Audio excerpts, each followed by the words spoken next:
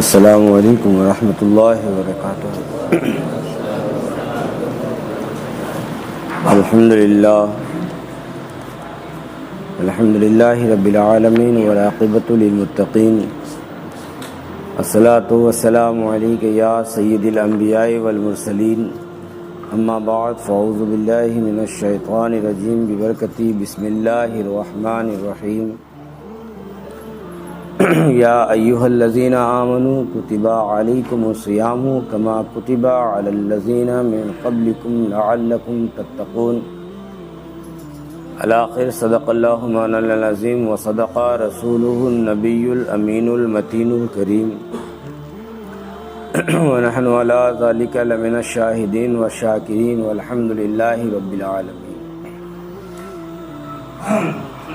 آئیے سب سے پہلے ہم اور آپ مل کر اپنے آقائے نامدار مدنی تاجدار دونوں عالم کے مالک و مختار لمبے لمبے ہاتھوں سے بھیک دینے والے آقا و داتا حضور احمد مجتبیٰ پیارے مصطفیٰ جناب محمد رسول اللہ صلی اللہ تعالی علیہ وسلم کی بارگاہ میں اپنی غلامی کا ثبوت پیش کریں۔ پڑھیں اللہم صلی علی سیدنا شفیعنا مولانا محمد بارک وسلم صلی علیہ صلاۃ و سلام علیک یا رسول اللہ صلی اللہ تعالی علیہ وسلم۔ ایک بار نبی اور آل نبی پہ درود پاک پیش کریں، صلی اللہ علیہ نبی المی وعلیہ صلی اللہ علیہ وسلم، صلاۃ و سلام علیک یا رسول اللہ صلی اللہ تعالی علیہ وسلم۔ ماہ رمضان مبارک کا یہ پہلا جمعہ ہے اور اللہ کا شکر ہے، اس کا احسان ہے کہ اتنی خطاؤں، اتنی گناہوں، اتنی غلطیوں کے بعد بھی اس نے ہمیں اور آپ کو پھر سے وہ رمضان عطا فرمایا اور ہمیں توبہ کر کے اپنی بارگاہ میں سرخ روح ہونے کا موقع عنایت فرمایا۔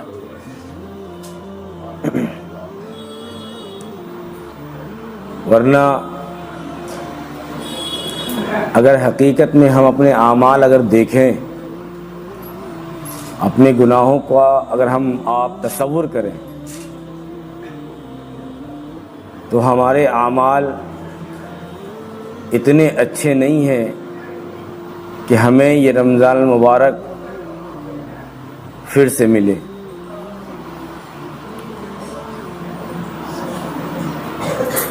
اتنے گناہوں کے باوجود ایک غلطی اگر انسان کرے اور کوئی غلطی اگر اس کی حکم یا اس کی مرضی کے خلاف ہو تو انسان اس سے قطع تعلق کر لیتا ہے، اس سے رشتہ ختم کر لیتا ہے۔ اگر آپ کی اولاد ہے، آپ کی اولاد اگر آپ کی بات نہ مانے اور سرے سے اس کا انکار کر جائے، ہم کو کرنا ہی نہیں ہے یہ چیز، کوئی بھی ایسا حکم،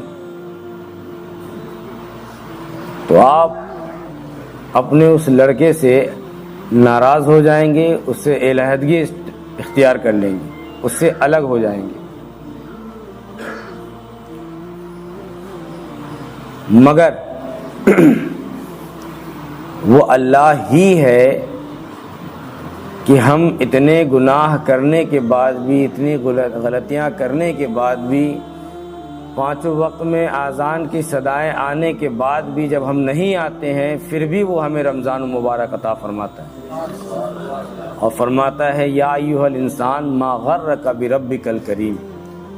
اے انسان، تجھے کس قوت نے، کس طاقت نے، کس سوچ نے، کس فکر نے تجھے اس کریم رب کے دروازے سے پھیر لیا؟ اے بھاگے ہوئے انسان، لوٹ کر اس کریم رب کی طرف آ جا جو تجھ سے 70 ماؤں سے زیادہ محبت کرتا ہے۔ تو ہمارے گناہ اتنے ہیں ڈھکے چھپے میں کہ اگر ہم اپنے اعمال پر نظر رکھیں، فکر کریں اور سوچیں تو جو ناشتہ یا جو سحری ہم نے آج صبح کی اور جو افطار شام میں کریں گے، اللہ کی جن نعمتوں کو ہم کھائیں گے یا کھا چکے، تو آپ سوچیں کہ اگرچہ عمل کے عوض میں، عمل کے بدلے میں اور نیکیوں کے بدلے میں اگر نعمت اگر ملتی تو کیا اس لائق ہم تھے کہ ٹھنڈا پانی سے لے کر اچھا کھانا ہو، اچھا پینا ہو، کیا ہماری قسمت میں آتا؟ نہیں آتا۔ تو اللہ نے ہمارے گناہوں کے سبب یا ہماری نیکیوں کے سبب سے ہمارے عمل میں ہماری ضروریات کو نہیں رکھا۔ ہم تو اس کی نافرمانی کرتے ہیں، اور نافرمانی میں بھی اللہ بے شمار رزق بھی عطا فرماتا ہے، عزت بھی عطا فرماتا ہے، ذلت و رسوائی سے بھی محفوظ رکھتا ہے۔ مگر جو بینا ہوتے ہیں، جو جاننے والے ہوتے ہیں، دیکھنے سوچنے سمجھنے والے ہوتے ہیں، وہ جانتے ہیں کہ اللہ تبارک و تعالی ہم سے مطالبہ کیا کرتا ہے اس زندگی میں۔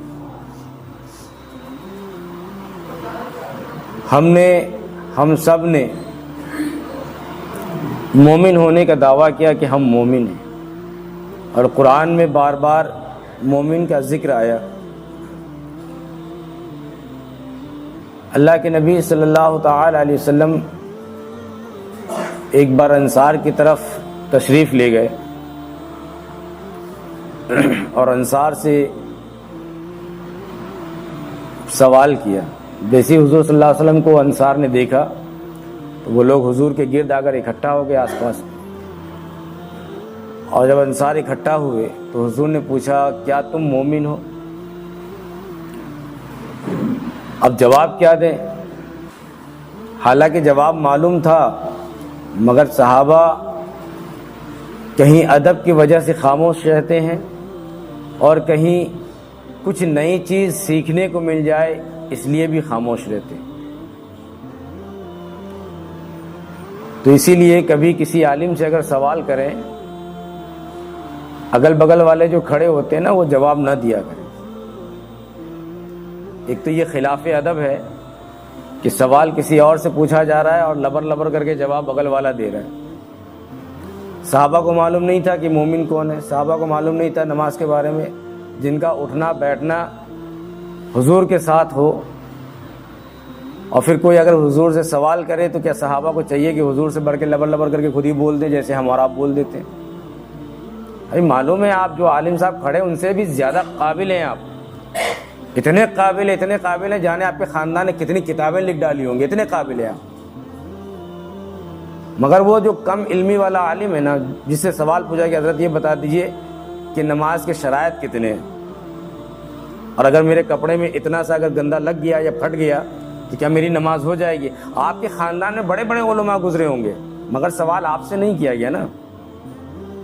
پوچھنے والے نے تو اس کم علم عالم سے پوچھا کہ حضرت آپ بتائیے، مگر بڑی ذات کا بڑا مولانا جس کو کچھ بھی نہیں آتا، اس کے خاندانوں نے کتاب لکھا، وہ بغل میں کھڑا، آپ کو نہیں معلوم؟ ارے یہ کپڑا اتنا، ارے معلوم ہے، مگر وہی ہے کہ گناہ میں جب گرنا ہے تو بس گرنا ہے۔ یہ بے ادبی ہے، خلاف ادب ہے، اور خلاف ادب شریعت برداشت نہیں کرتی۔ ادب کا اگر انداز پیمانہ اگر ادب کے حد تک ہے تب تو ٹھیک ہے، اور اگر ادب سے تجاوز کر گئے تو ایمان کب اچک لیا جائے گا پتہ بھی نہیں چلے گا۔ کیونکہ عالم کی شان میں گستاخی کی ابتدا کرنے سے کافر تو نہیں ہوتا، مگر گمراہیت کی دہلیز پر پہلا قدم ضرور رکھ دیتا ہے۔ اور کہتے ہیں نا جب اللہ دین لیتا ہے تو عقلیں چھین لیتا ہے، تو جب عالم سے بڑھنے کی کوشش کرتا ہے یا اپنے حد تجاوز سے بڑھنے کے آگے بڑھتا ہے، اس کا مطلب پہلے زینے پر اس نے قدم رکھ دیا ہے۔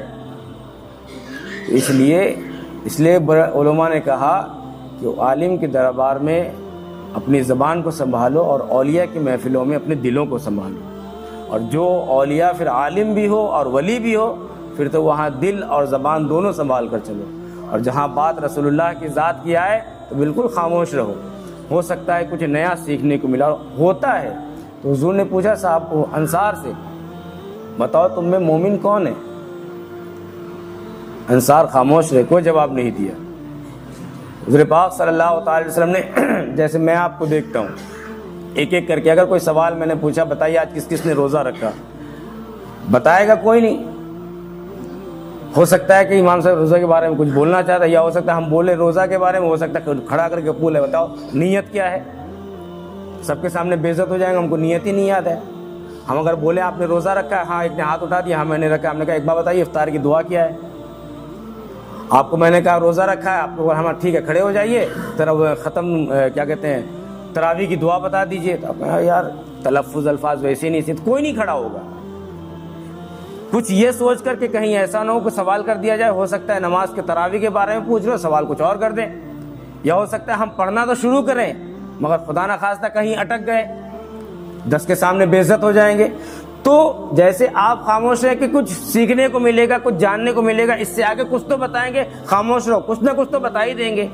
تو اسی طرح صحابہ نے سوچا حضور کچھ نہ کچھ تو بتا ہی دیں گے، کچھ نہ کچھ تو ہمیں جاننا ہے، مگر دیکھ رہے تھے سب کی طرف۔ مگر جب اللہ کے محبوب صلی اللہ علیہ وسلم کی نگاہ حضرت عمر فاروق کی طرف پہنچی تو وہ خود فرماتے ہیں، حضرت امیر المومنین حضرت عمر فاروق رضی اللہ تعالیٰ عنہ کہ جب حضور کی نگاہ رحمت میری طرف آئی تو میں ہاتھ جوڑ کر کھڑا ہو گیا۔ اس لیے نہیں کہ مجھے معلوم تھا، اس لیے کہ جب حضور جتنا وقت مومن کی تعریف کرنے میں بتائیں گے اتنا تو سب کو معلوم ہے، مگر جب میں یہ لفظ کہہ دوں گا تو حضور اس سے بڑھ کر کچھ فرمائیں گے۔ تو حضور نے جب حضرت عمر کی طرف دیکھا تو حضرت عمر کھڑے ہو گئے ہاتھ باندھ، یا رسول اللہ بے شک ہم مومن ہیں۔ تو حضور نے فرمایا اگر تمہارا یہ دعویٰ ہے کہ تم مومن ہو تو بتاؤ مومن کی پہچان کیا ہے۔ حضور نے سوال کر دیا، اگر تم مومن ہو تو بتاؤ مومن کی پہچان کیا ہے، کیونکہ دعویٰ بنا کسی دلیل کے نہیں مانا جاتا۔ اگر آپ نے کسی چیز کا دعویٰ کیا ہے تو اس کی دلیل ہونی چاہیے، اور بنا دلیل کے دعوے کو خارج کر دیا جاتا ہے، مانا نہیں جاتا۔ تو حضرت عمر فاروق رضی اللہ تعالیٰ عنہ نے بھی بولا، اور جب انہوں نے جواب دیا تو تمام انصار نے کہا ہاں یا رسول اللہ ایسا ہی، ہاں یا رسول اللہ ایسا ہی۔ حضرت عمر نے کیا فرمایا، یا رسول اللہ جب اللہ ہمیں نعمتیں دیتا ہے تو ہم اس کا شکر ادا کرتے ہیں، اور اگر اس کی طرف سے آزمائش آ جائے تو ہم صبر کرتے ہیں۔ اگر وہ ہمیں نعمتیں دیتا ہے تو ہم شکر ادا کرتے ہیں، اور مصیبت آنے پر صبر کرتے ہیں۔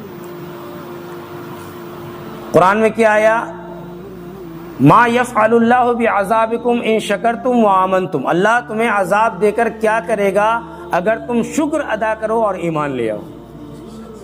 اللہ عذاب دینا ہی نہیں چاہتا۔ تو مومن کون ہے؟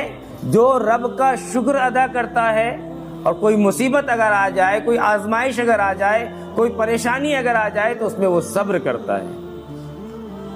اب ہم اپنے آپ میں جھانک کر دیکھیں، میں بولتا ہوں آپ دیکھیں اللہ کی کتنی نعمتیں ہم کھا جاتے ہیں پورے سال میں، مگر نماز جمعہ کی پڑھیں گے، صرف جمعے کی نماز پڑھیں گے، وہ بھی 2 رکعت پڑھیں گے، مسجد کے دروازے پہ بیٹھیں گے، جہاں 2 رکعت چٹاک سے نکل کے بھاگ جائیں گے۔ یہ اللہ کا شکر ہے، یہ اللہ کی نعمت کی نافرمانی ہے۔ اب بھاگتے کن قدموں سے ہیں؟ ان قدموں سے جو قدم اللہ نے نعمت بنا کر دیا ہے۔ انسان کا پورا جسم اللہ کی نعمتوں سے لت پت ہے، آنکھ ہو، کان ہو، زبان پہ جو کانٹے دار پٹھے ہوتے ہیں وہ ہو، ذائقہ دار وہ پٹھے ہو، حلق ہو، تھوک ہو، آنکھ کی پپڑیاں ہو، پلکیں ہو، ناخن ہو، بال ہو، یہ ساری چیزیں اللہ کی نعمت ہے جو اللہ نے پورے جسم میں دے رکھا ہے۔ اگر جو کڈنی نہیں ہے کسی کے پاس یا خراب ہو گیا تو ان سے اس کی اہمیت پوچھیں، جس کا دل کام نہیں کرتا اس سے پوچھیں، جس کو سانس لینے میں دقت ہوتی ہے ICU میں ڈالتے ہیں نا، جب دعا کرانے کے لیے آتے ہیں تو کیا کہتے ہیں، امام صاحب دعا کیجیے گا، میرا بھائی، میرا بابا، میرا چچا، میرا دادا ICU میں 3 دن ہو گئے، 1 لاکھ روپے سے زیادہ کا بل بن گیا۔ ICU میں سانس لینے کے لیے آپ جو ہے 20 25 ہزار روپے دیتے ہیں گھنٹے کے حساب سے، اور اللہ کی بنائی ہوئی اس ہوا سے کتنا آکسیجن کھینچ لیا آپ نے، شکر ادا کیا۔ یہ بجلی، یہ پنکھا جو چل رہا ہے، گرمی لگتی، پسینہ بہتا، الجھن ہوتی ہے نا، تو ہم کیا کرتے، بٹن اسٹارٹ کیا، پنکھا چلنا اسٹارٹ ہو گیا۔ بل کتنا آتا ہے مہینے میں؟ کسی کا 4000 آ رہا ہے، کسی کا 4500، 3000۔ ایک ہی پنکھا چلا ہے تو مانتے چلو 1500 سے 2000 روپے آیا نا بھائی، مہینے میں آپ دے رہے نا پنکھا چلانے کا پیسہ، ہوا جس میں ہوا لگتی ہے اس کا پیسہ دے رہے نا۔ اور جس کو اللہ نے اور نوازا، گھر میں AC لگایا، ٹھنڈی ٹھنڈی ہوا آ رہی ہے، پسینہ آ نہیں رہا، ہوا تو وہی ہے نا, ایک گرم ہوا پھینک رہا ہے جو بلوور ہے, ایک ٹھنڈی ہوا پھینک رہا ہے جو اے سی ہے, جو پنکھا ہے وہ نارمل ہوا پھینک رہا ہے, مگر آرام تو مل رہا ہے نا جسم کو. خرچ کیا ہو رہا ہے؟ بجلی بل دے رہے ہیں نا مہینے میں, کہ نہیں دے رہے, بنا بل کے چل رہی ہے. سوچے آپ کے دادا نے بھی چلایا, آپ کے ابا نے بھی چلایا, آپ بھی چلا رہے ہیں, آپ کی اولاد بھی چلائے گی, کتنی بجلی آپ کے خاندان نے خرچ کر دیا. ادا کر رہے ہیں نا گورنمنٹ کو, مگر جس اللہ نے یہ ہوا بنایا اس اللہ کا شکر ادا کیا نہیں کیا. اس کی بنائی ہوئی ہوا میں سانس لیں گے, اس کے بنائے ہوئے کھانے کو ہم کھائیں گے, اس میں دیے ہوئے جسم کی ساری چیزوں کا استعمال کریں گے, اس کے دیے ہوئے دانتوں سے چبائیں گے, لقمہ اتاریں گے, خون بنے گا, جسم طاقتور ہوگا, اور طاقتور ہوگا تو اور ہراپا کریں گے, گاڑیاں لیں گے, گھومیں گے, بھاگیں گے, دوڑیں گے. کوئی بولے گا تو مکہ اٹھائیں گے, گھوسا اٹھائیں گے, لات اٹھائیں گے, گالیاں دیں گے, ساری چیزیں کریں گے, مگر ہم اللہ کا شکر ادا نہیں کریں گے. تو نے یہ ساری چیزیں ہمیں دی. تو ناشکرہ کون ہے؟ والعصر ان الانسان لفی خسر. اے محبوب, آپ کے زمانے کی قسم, آپ کے وقت کی قسم, وقت عصر کی قسم, محبوب انسان خسارے میں ہے, انسان گھاٹے میں ہے. ان الانسان لفی خسر, انسان خسارے میں ہے. وہ سوچتا ہے کہ وہ اچھا کر رہا ہے, اے محبوب میں خدا ہو کر کہتا ہوں وہ اچھا نہیں کر رہا ہے. سوچے نا صحیح.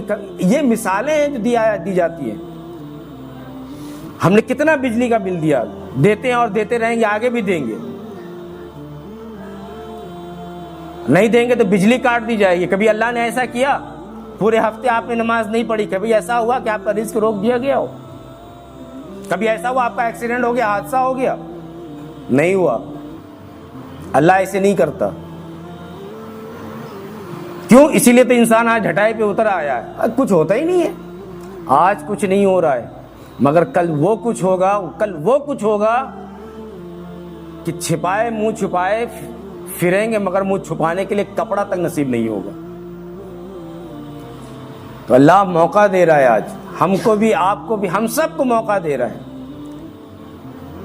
اگر وقت رہتے اگر ہم سدھر گئے تو ٹھیک ہے. آج بلائے جاتے تو نہیں آتے, کل بھی آنا پڑے گا. بھلے 4 لوگوں کے کاندھے پر سوار ہو کر آئے, مگر آنا پڑے گا.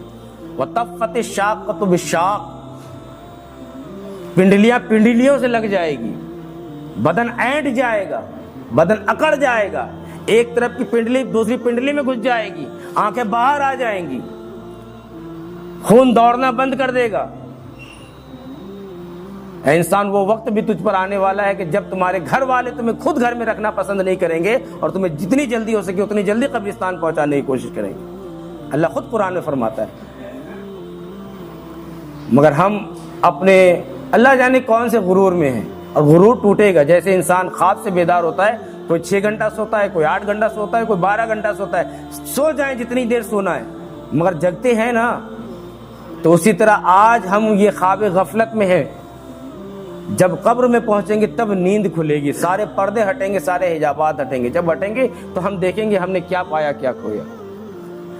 یہ دنیا امتحان گاہ ہے, یہ دنیا جائے آزمائش ہے. یہاں ہر کسی کو اپنے امتحان کی کامیابی کے لیے سوچنا ہے. اب کون جو جتنا سوچتا ہے وہ اتنا اللہ سے دل لگاتا ہے. اے عمر, دعویٰ پیش کریں اگر آپ ایماندار ہیں. یا رسول اللہ, اللہ جب نعمت دیتا ہے ہم شکر ادا کرتے ہیں, اور اللہ جب ہمیں مصیبت دیتا ہے تو ہم صبر کرتے ہیں. تو حضور نے فرمایا, واللہ, اللہ کے رب کعبہ کی قسم, اگر تم اپنے قول میں سچے ہو تو حقیقت میں تم ہی مومن ہو. تم نے جو دعویٰ کیا کہ تم شکر ادا کرتے ہو, مصیبت آنے پر صبر کرتے ہو, اگر تمہاری یہی کیفیت ہے جو تم نے بتایا, یہ دلیل ہے جو تم نے بتایا, اگر تم اپنی دلیل پر سچے ہو تو رب کعبہ کی قسم پھر تم حقیقت میں تم ہی مومن ہو. اب ہم دیکھیں, اللہ نے ہم سب کو نعمت دی ہے. کسی کو 10 روپے دیا, کسی کو 1000 دیا, مگر دیا. کیا ہم نے اس نعمت پر رب کا شکر ادا کیا؟ شکر ادا کرنے کا مطلب یہ ہوتا ہے کہ جو چیز اللہ نے ہمیں دی, جب سامنے کو کسی کو دینے کی بات آئے تو ہم اس کو بھی ویسے ہی دیں. ایک شخص آیا حضور سے پوچھنے لگا, یا رسول اللہ صلی اللہ تعالی علیہ وسلم, میں نے ایک غلام خریدا ہے. بہت دھیان سے سنیں. یا رسول اللہ, میں نے ایک غلام خریدا ہے اور میرا غلام غلطیاں بہت کرتا ہے. یا رسول اللہ, فرما دیں کہ میں اس کو کس حد تک سمجھاؤں. میں نے ایک غلام خریدا ہے، غلطیاں بہت کرتا ہے، میرا ایک بیٹا ہے بڑا نالائق ہے. ہمارے ایک مثال کے طور پر مثال دیتا ہوں، محلے میں کچھ ایسا ہے جو بڑا ہی نہایت ہی بدتمیز ہے، بار بار مجھی سے الجھتا ہے. کوئی کسی اعلیٰ مقام پر پہنچ گیا، کوئی کسی اس کے انڈر میں تو 10-5 لوگ کام کرنے والے ہو گئے.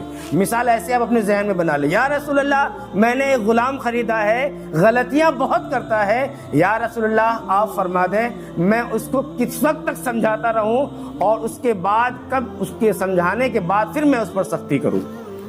ہوتا ہے نا سختی کرنے، مارنا، پیٹنا، ظلم کرنا، تانا زنی کرنا، دنیا طرح کے تمام طرح کے خرافات پھیلا کر کسی چیز کے پیچھے پڑ جانا. یا رسول اللہ کتنا کوشش کروں. تو اللہ کے محبوب صلی اللہ علیہ وسلم نے فرمایا اس حد تک سمجھاؤ کہ جس حد تک تمہارے گناہوں کے باوجود جب تک اللہ تمہیں موقع دیتا رہتا ہے. ہم کتنا گناہ کرتے ہیں مگر رب پکڑ نہیں فرماتا، وہ موقع دے رہا ہے. تو اسی طرح فرمایا کہ جس طرح اللہ تمہیں تمہارے گناہوں کے باوجود تمہاری پکڑ نہیں کرتا، تمہیں موقع پر موقع دیتا ہے، سمجھانے پر سمجھایا جاتا ہے، اسی طرح تم اپنے غلام کے ساتھ بھی یہی سلوک کرو. کیا ہم کرتے ہیں؟ ہمارے نیچے کا کوئی کام کرنے والا اگر ایسی غلطی کر دے، ایک بار سمجھاتے، دوسری بار تیسری بار میں نکال باہر کرتے ہیں. اگر ماں ہے، جس ماں کے قدموں کے نیچے اللہ کے محبوب نے جنت بتائی، وہ ماں آج بچوں سے ڈرتی ہے، وہ باپ آج اپنی اولادوں سے ڈرتی ہے، اس لیے کہ اتنا بد مزاج، اتنا سخت مزاج ہو گیا، اس کو اپنی بات، اپنی ضرورت بتانے میں ڈر لگتی ہے. تو یہ سب یہ قیامت کی نشانی ہے. پھر فرمایا کہ اگرچہ اللہ تمہیں جو چیز جیسا دیتا ہے ویسے ہی تم سامنے والے کو دو. اگر کوئی شخص تم سے قرض مانگنے آیا، ضرورت بتانے آیا، تو وہ کسی امید سے آیا، جب وہ آئے اور تمہیں لگے کہ یہ ضرورت مند ہے تو اس کی ضرورت کو پورا کرو. اب اس کا مطلب یہ نہیں ہے کہ رمضان میں مانگنے والے جو ہے ماں کے نام پہ، کینسر کے نام پہ مانگنے کے لیے آئیں گے. آج کل بڑے دھوکے باز گھوم رہے ہیں، ایسا ایک چین چلی ہوئی ہے. تو ان کو تو اس دور میں تب تک آپ نہ دیں جب تک آپ اس کی پوری تحقیق نہ کر لیں. کب سے علاج چل رہا ہے، کس جگہ علاج چل رہا ہے، کہاں علاج چل رہا ہے، وہ زندہ بھی ہے کہ نہیں ہے. جو کاغذ پہ نمبر، اس پہ فون کریں، پوچھیں، مریض کا نمبر پوچھیں، مریض کا وارڈ نمبر پوچھیں، بیڈ نمبر پوچھیں. ضرورت پڑے اگر آپ کو مدد اچھی کرنی ہے پہنچ کر جا کر مدد کریں، مگر ایسے مدد نہ کریں. کیونکہ آپ بارہا موبائل میں آپ دیکھتے ہوں گے ایسے لوگ ڈھکوسلے کے لیے مانگتے ہیں، اپنی ذات کے لیے مانگتے ہیں، اور مانگنے کے بعد یہ پیسہ جو آپ نے دیا یہ گناہ کرنے میں اس کی آپ نے مدد کی ہے. ایک تو مسجد میں ویسے ہی مانگنا حرام ہے، اور پھر اس کو آپ نے مانگنے میں آپ نے اس کی مدد کی، تو وہ تو گناہ کر ہی رہا ہے. تو اس میں دینے والا بھی گنہگار ہے اور لینے والا بھی گنہگار ہے. تو جب تک اگر آپ تحقیق نہیں کر سکتے ہیں تو کم سے کم امام صاحب کو موقع دیں، یا جو ذمہ داران ہیں ان کو موقع دیں کہ جب وہ اس کے لیے بولے کہ یہ ضرورت مند ہے، آپ اس کی ضرورت کو دیکھیں، تو آپ سب مل کر اس کی مدد کریں. مگر اگر کوئی ایسے ہی کھڑا ہو گیا، میری ماں بہت بیمار ہے، میرا بچہ بڑا بیمار ہے، کینسر ہے، اس کی آپ مدد کریں، اللہ آپ کی عبادت کو قبول کرے، ایسے کو مت دیں. اس لیے کہ اس کی حقیقت اس کے پیچھے کچھ ہے. آپ کہتے ہیں نا ارے یار 2 روپے سے کیا جاتا ہے، 2 روپے سے آپ کا کچھ نہیں جاتا صاحب. 2 روپے سے وہ چرس کا پیکٹ بھی لے لیتا، 2 کر کے آپ نے 1000 دے دیا. وہ چرس کا پیکٹ لے گا، رات میں پھونکے گا، نشہ بھی کرے گا، زنا بھی کرے گا. آپ کے 2 روپے سے کچھ نہیں ہوتا، مگر وہ 2 کر کے جو آپ نے دے دیا نا، جو 1000 بنا دیا، وہ اس کے بڑا کام آتا ہے. ہم سوچتے ہیں 3 پیسہ 4 پیسہ والے موبائل والے کاٹ لیتے، کیا ہوتا ہے 3 پیسے کر کے بھی اگر کاٹ لے، 5 پیسے کا بھی حساب کروڑوں روپے پہ آ جاتا ہے. پورے ہندوستان سے اگر آدھے لوگوں سے 50 کروڑ لوگوں سے بھی کاٹ لیا تو 50 کروڑ کو 5 سے کر دیں تو کتنا روپیہ بن جاتا ہے. تو بات کہنے کی یہ ہے کہ اگر وہ ایک پیسہ بھی اگر جمع کرے تو بہت ہوتا ہے. تو آپ یہ نہ دیکھیں 2 روپے دے رہے، یہ دیکھیں کہ یہ پیسہ جا کہاں تک رہا ہے. تو گناہ میں کسی کی مدد نہ کریں. لہٰذا کہنے کا مطلب یہ کہ اللہ نے ہمیں رمضان دیا اور اس رمضان میں عبادتیں کرنے کا موقع دیا. ہمارے گناہوں کے باوجود، ہماری ناشکری کے باوجود بھی ہر بار اللہ ہمیں موقع دیتا ہے، اور اللہ جب تک چاہے گا موقع دے گا. مقصد صرف اتنا ہے کہ انسان اپنے گناہوں سے باز آ جا اور اس کریم رب کی طرف آ جا جس کریم رب نے تمہیں تمام نعمتیں بھی دی، مگر کبھی تم سے نعمتوں کا بدلہ نہیں مانگا. صرف اتنا کہ تم اپنے آپ کو جہنم کی آگ سے بچا لو. اللہ صرف اتنا فرماتا ہے۔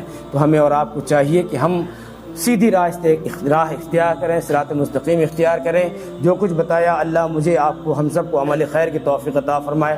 استغفر اللہ رب من کل ذنب و اتوب الیہ۔ السلام علیکم۔